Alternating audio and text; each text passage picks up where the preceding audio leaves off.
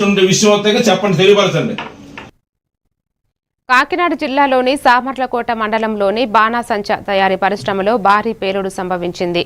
మండలంలోని వేట్లపాలెం పరిధి గోదావరి కెనాల్ పక్కన ఉన్న సూర్యశ్రీ ఫైర్ వర్క్స్ కేంద్రంలో శనివారం మధ్యాహ్నం ఒక్కసారిగా పేలుడు సంభవించింది. ఈ ఘటనలో 18 మంది ప్రాణాలు కోల్పోయినట్లు తెలుస్తోంది.